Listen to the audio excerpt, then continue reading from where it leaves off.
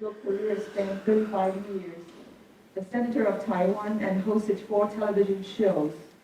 Herstory was her first book in English and the first curated exhibit, the result of 6 painstaking years of research and a lifetime of preparation.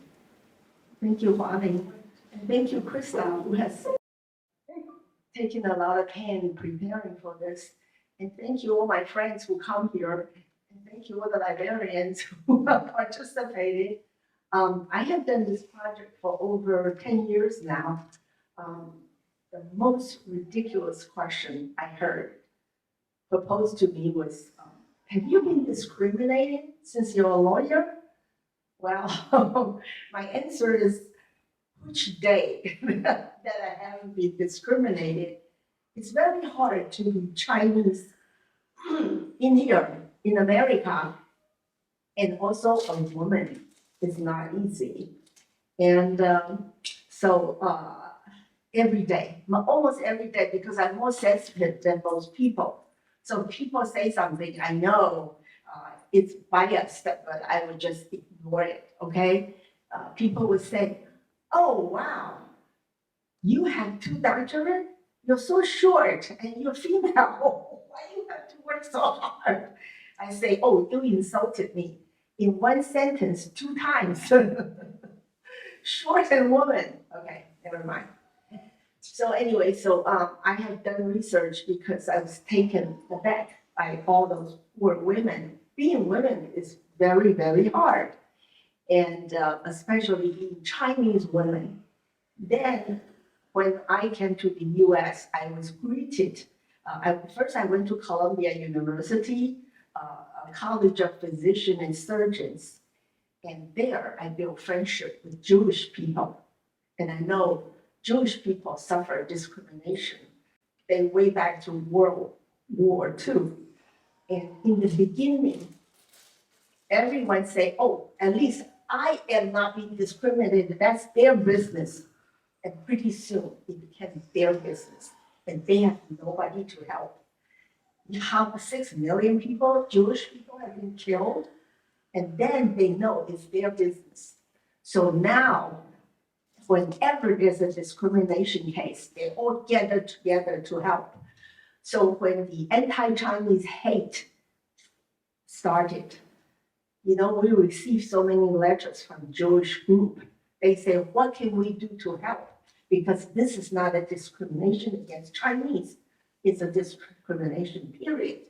So I thank all the Jewish people and friends because they know what it entails. But we do not suffer as much as Chinese as Black people. So whenever I see Black people on the street looking for money, if they're women, I always give them money. All my friends say, no, don't, give them food. I say, no, they can do something with their money.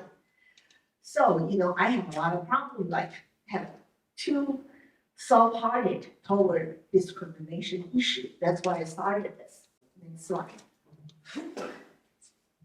Okay, then I started to write the book. I thought I could write a legal history of Chinese Americans. I was too ambitious. And then the director of National Taiwan History Museum came to me and said, oh, would you curate an exhibition for us? But we are only interested in Chinese American women and only interested in legal cases because otherwise it would be too much. The next slide. And so this book was designed by Li An's team. Li An, the director for The Life of Pi. Okay, next one. Okay, this is me. So then we have the next exhibition in National History Museum in Taiwan. And it was a huge success. We exhibited for 3 months to 200,000 people. So I was really proud. But then people told me, come on, in Taiwan is very hot. The National Library Museum has free weather, what you call that? Free air condition. And then look, I went out to gather money and we built a mirror maze. This is all mirror. Next one. This is all mirror. And we embedded thousands of LED lights. So, and we put their stories here in the glass plate. All the women's story. I just want to make a big impression. The Mia Maze, I want to bring it to the US to do exhibition. But I was told by San Francisco Library that it cannot be done in the US because we have homeless population. As soon as they something like that, they want to go in and sleep in it and smoke their pot. And then you have to use a lot of police to put them out. And they will sue, if they're hurt, they will sue the library, so they cannot afford it. So Mia Maze is still in Taiwan, it's too bad, I can't bring it here. Okay, next one. Okay, see, we put the story here. I want to remind you, this is Chen Vincent Chen's case happened in 1972, okay? At that time, Vincent Chen, he was Chinese, but he was beaten to death by two white people who lost their job in Detroit. They thought he was Japanese. This was the case in 1972. Then we had another case in 1980 something. And then we have another case in 2000. But now the anti-Chinese discrimination is going on every day. We got so many cases, I lose track of all of them. So the discrimination, the hate, I would blame it to President Trump. I don't know whether you agree, but I didn't encounter so many hatred, so many cases. So now this is Vincent Chen's mother, and this is Vincent Chen. After he died, this poor woman sued and won. But the two workers could not pay. They don't have any money. They lost their jobs, remember? So then after she has cancer, she went back to Hong Kong. She passed away. Okay, next. Okay, our exhibition is kind of a success. Look at all the libraries we travel. We travel everywhere. Next one. This, and then next one. Yeah, so I'm kind of looking forward to Las Vegas. So we have traveled now almost 35 libraries. So it's not about the size of audience. This is history. You know, this is history. I want to make sure that people will continue after I go. You know, they will continue the effort of recording all the brave women who fight discrimination in the U.S. court. Okay, next one. Okay, when I started, if you research in the Library of Congress Index and you type in Chinese American women, 3 words, you get 0. Because like Madame Chiang Kai-shek, she is categorized as a general's wife. So after I started the effort, recently I checked, it's already 200,000 items under Chinese American women, of course, including Madame Chiang Kai-shek. Okay, next one. So then I also put all the exhibition material into a book. This is the first book. You can see, this is, although he is not Chinese American woman, but I think he made an impact in our lives, Martin Luther King. And this is, of course, he also made an impact in our lives because a lot of Chinese American women went into the army, even now, to get citizenship. Okay, next one. Okay, when I started Herstory 1, look, we only have 3 women who is in the political and legal position. Next one. Now we have this, and people remind me that, hey, you forgot to put who and who and who.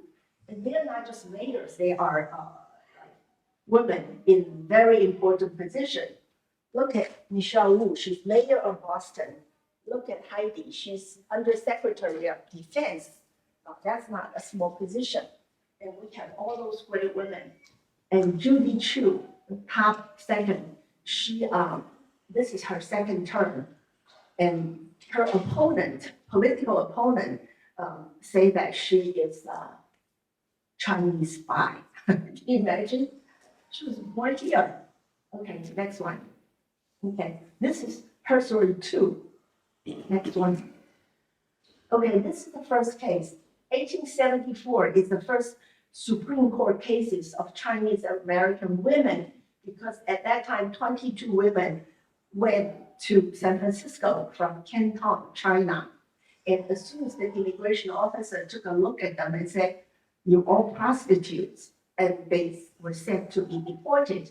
Somehow the women found money to sue, and they lost in San Francisco's Superior Court, and they appealed and won in the Supreme Court. It's Justice, next page. If you search, this is their profile in the Library of Congress. And look at their name, Of course, that's not a Chinese last name. You can imagine a little Chinese woman who's 19 years old, and a big immigration officer said, "What's your name?" And she was like, "Ah." And her friend said, "Oh, we call her Ah Fang." So there's Ah. So, and then people always ask me, "Are they really prostitute or not?" What do you think? What do you think? Well, it's not important, isn't it? You just cannot label people, "Oh, you look like a prostitute." Too bad. Supreme Court say you're wrong. So they're all free now. After the Supreme Court, they were all free. Okay, the next case. This is a very important case. Mamie Tate is the little girl there. Her parents are my ban. I don't know how to translate. Anyway, they're rich. And when she was 9 years old, her mother took her to the elementary school. And the school principal, she was white. She stayed there and go, "No Chinese." And so her mother sued and won. So the day before she was going to school, the school board, the Board of Education of San Francisco, passed a resolution and said, "No, we are going to build an Oriental school only for Chinese." So there she went to the Oriental school for Chinese. Okay, next one. See, and the school today is, of course, it doesn't make any difference. It's called Gordon Lau Elementary School on Sacramento Street. Okay, next one. And this is Mabel Lee. I'm so proud of her. She's the first woman PhD at Columbia University. And then when she was 16, she rode on a white horse. And together, she gathered 1,000 women, white women, to protest for women's suffrage. And she was not able to. 1920, the suffrage for women passed, but she was not able to vote because of the Chinese what you call that, exclusion law, right? So she could not vote. Can you imagine? She got the bill passed and she couldn't vote. But today, there's a little mark for her. They named the Chinatown Post Office, Mabel Lee Post Office. Okay, next one. This is March Fang Yu. If you file for corporation, you will know her. Next page. All she did was she found out that the women's toilet you have to pay, but men's toilet you don't have to pay. So she made a big cost of it. And then she bring a toilet and put it on the state building, the steps, and then smash it. And that smash gave her 3.4 million votes. I don't even know California had that much voter and put her into the Capitol Hill for the next 30 years. Isn't that something? I wish I could think of something to smash, but that's her. But she passed away, and they put a building under her name. Next one. Okay, this is Mi Chu. Isn't she beautiful? She came from Taiwan. She had a PhD from Harvard. She had a master from Harvard, PhD from Harvard. And she tried to get a job from Library of Congress. Couldn't even get an interview. Next one. And then she hired some lawyer to fight for her. She won because they realized that the person she was competing against was man. And the man got the job. She didn't. And the man spoke only 2 languages, Japanese and English. But she speaks 4 languages, Chinese, Japanese, English, French. So the judge said, this is discrimination. She got the job. So she retired like 4 years ago. That's her. Next one. Okay, this is a sad case, Helen Liu. Do you know her? No. Her husband was a famous writer, writing like opposed Chen, the Chinese leader. Next page. That's her husband. And so Taiwan government sent killers to kill him, and he was murdered in her garage in Daly City. And so this case set a precedent. First, in the San Francisco Superior Court, she lost. Then the appeal to the Ninth Circuit Court of Appeals and won the case. She got awarded $1.5 million. The lawyers took $500,000, and she used the next $1,500,000 for her to buy a building in San Francisco and $500,000 for her son to buy the building. So they now live together. And because of her husband, give up his life. And I asked her, she said something I I remember well. She eulogized her husband and say that he gave his life in exchange for the democratization of Taiwan. His death was honorable. Because after his death, the US put a lot of pressure on Taiwan. So the Zhang family say, okay, we will no longer run for presidents. So that's the end of the Chang dynasty. Yeah, because of her husband. Next page. This woman is Dr. Xu Wang. Next page. Look, China in Henan, there's a village. They have so much HIV patients because when they donate blood, they're too poor, they sell their blood, and the needle who draw the blood was never replaced. They used the same needle to draw blood on hundreds of people. And so HIV was widespread in Henan. And Dr. Wang publicized it and went to Beijing many times and said, please use a new needle, I will pay for it. Of course, she was beaten almost to death. So an American journalist saved her, and she came to the US. And unfortunately, she died suddenly in 2019 when she was climbing the mountain. Okay? And Shirley Chen's story is very well known now. She was working, next page. She was working for the National Weather Service, and she's a hydrologist. And her coworker, Debbie Lee, who's not Chinese, who's white, reported that she was Chinese spy. So she was arrested in front of everybody. Did you realize that? When they arrest you, they make sure they humiliate you as well. So police doesn't come during working hours to arrest you. They always come at 4 in the morning or 12 at night, and they go, woo, make sure all your neighbors come out to watch you in humiliation. So she was the same. The police, the FBI come and make sure everybody gather, and they put the handcuff on her. So she was totally humiliated. She lost her job. And finally, she hired some lawyers, and the day before the trial, the prosecutor said, oh, we don't have a case. They dropped the case. She never got her job back. Recently, after 6 years of fighting, during the fighting, she lost her husband, and she got paid back $1.8 million for all the suffrage, but she didn't get her job back. So that's Sherry Chen. Her case is very typical. She's one of a lot of Chinese spy cases. At least she won. Okay, next one. And you know her? Her name is pretty well known. Her name is Chanel Miller. She was raped at Stanford University campus. You don't know? Okay, next page. She was drunk, and then she was her body was no, not her body. She was lying on the ground behind a dumpster, and the guy who raped her was Brooke Turner, who is a Stanford swimming team member and he wanted to go to the Olympics, but too bad, they caught her. And because he was only sentenced to 6 months in prison for raping, so people were very upset. And so they carried out a recall of Judge Persky.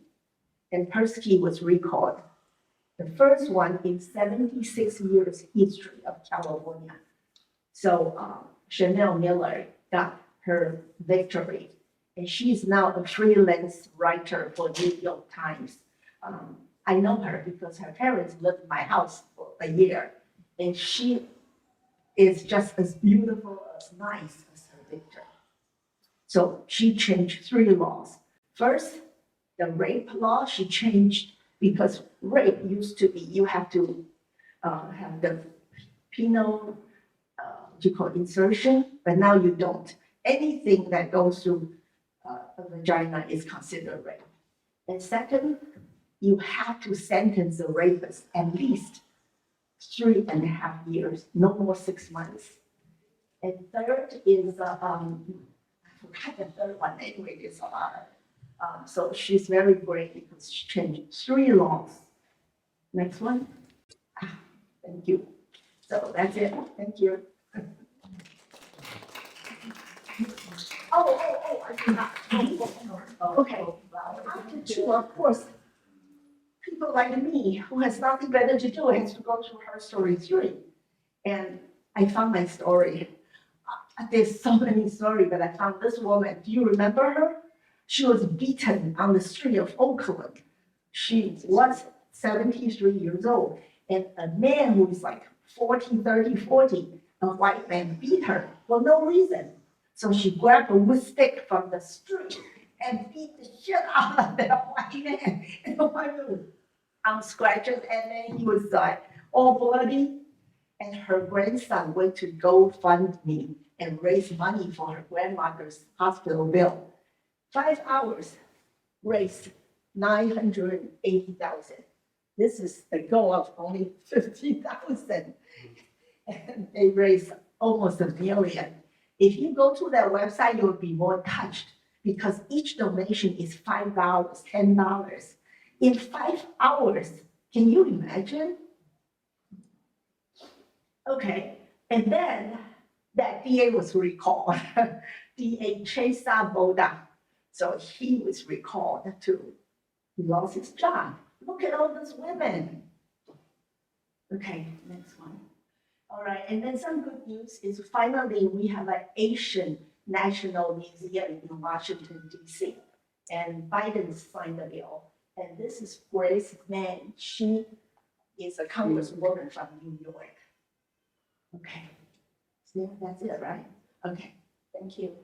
That's her story too, yeah.